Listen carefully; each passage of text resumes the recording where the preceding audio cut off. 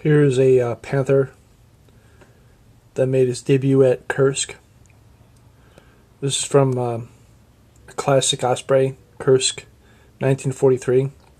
Designed and produced as a direct consequence of the Wehrmacht's encounter with the technically superior T-34 and KV-1. In the early days of Barbarossa, the Panther was expected to give the Germans the technical edge on the battlefield. It was well armored and armed with a very high velocity gun that could defeat all known Soviet and Allied armor at long range. Expectation that its deployment in bulk by 10 Panzer Brigade would prove a battle winner during Citadel was disappointed by bad luck and the fact that it was being committed to battle too soon. The brigade mechanics were still dealing with problems in the drive mechanism while the Panthers were entrained for the front. So here's this Panther with the turret in reverse position. It's all the way back. There's a muzzle cover. There's the 75 millimeter gun. And there's a spare road wheel on the back. And there's the Schertzen interleave road wheel. Is the front drive sprocket. There's the rear idler. There's a ladder here, what appears to be like a ladder, and smoke grenade dischargers here, and track links, extra armor, probably here. There's the other spare road wheel on the other back part. There are these bulges here. They might be fuel cells here and here. I'm not sure about that one. There's a Maybach engine port here.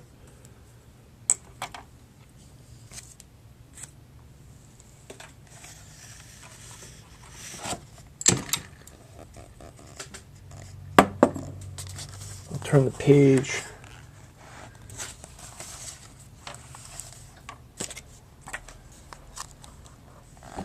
Some more Panthers. Model D of 52nd Panzer Abteilung, 10 Panzer Brigade. At the halt, caught by the camera prior to the start of their calamitous drive into the minefields in front of the heavily fortified village of Cherkasskoye. The new Panthers of this brigade constituted the single most powerful armored unit of all the German formations at Kursk, but their debut was inauspicious to say the least.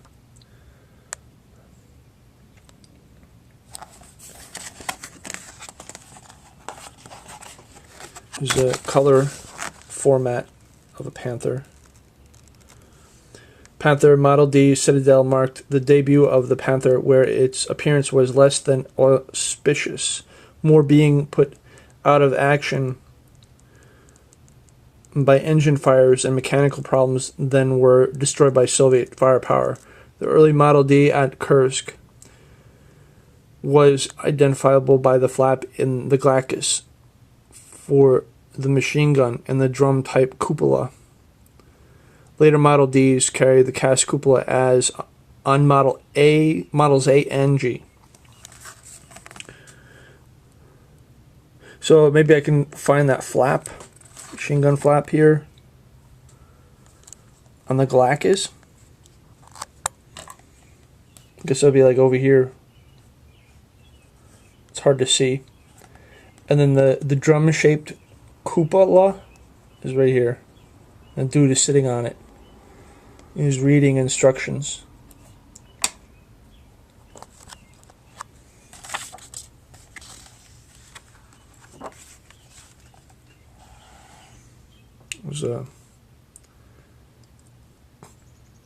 There's a strafing by Soviet forces there. There's a group of Panzer IVs. Here's a Panzer IV. It was in the spring of 1943 that the Panzer IV-H, illustrated here, was introduced, upgunned with the 75mm L-48. The most distinctive feature of this model was the addition of shirts and skirt armor.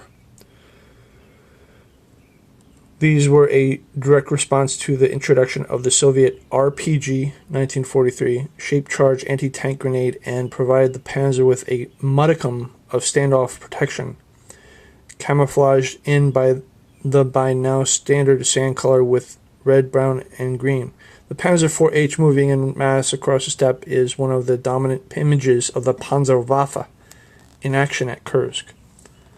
The Panzer IV.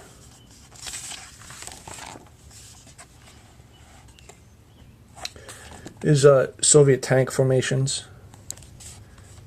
getting shot at Kursk. It's a map. There's a tiger. Panzer IVs. T-34s. Such a vast battlefield, though. There's a lot going on. There's a map. So there's Orel. This is Orel. And there's Matensk. It's the Orel bulge.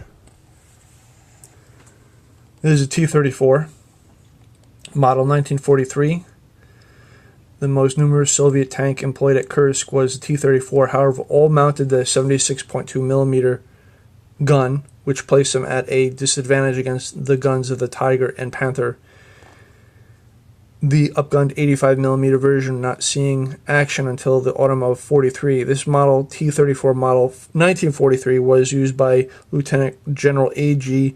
Kravchenko, GSS 5I, Gvertsky Tankov I Corpus. Okay. Hope you like my Russian. During the battle. It carries spare 76.2mm ammunition boxes on the hull sides and spare fuel box containers at the rear. This vehicle uses the arrangement of rubber-rimmed and solid steel wheels seen on many intermediate production T-34 model 1943s. So I read that very rapidly, but so here's supplies on the side. Ammunition, I presume. And on the back are fuel cells. On the outside, you know. Oh well. Rear drive sprocket. Oh, you can have a wheel from Chelyabinsk, or a wheel from Tomsk, or a wheel from Saratov, or something. You know, you can mix and match as you want. That's what happened. Here's a Panther, which was fired upon at point-blank range by a T-34. So this is overrun, and these are Russian guys. Now, for once, you see the very rare image of like German tanks being overrun by, say, Russians or Americans or British or French. Yeah, of course, that happened. And this here is taken after the Battle of Prokhorovka.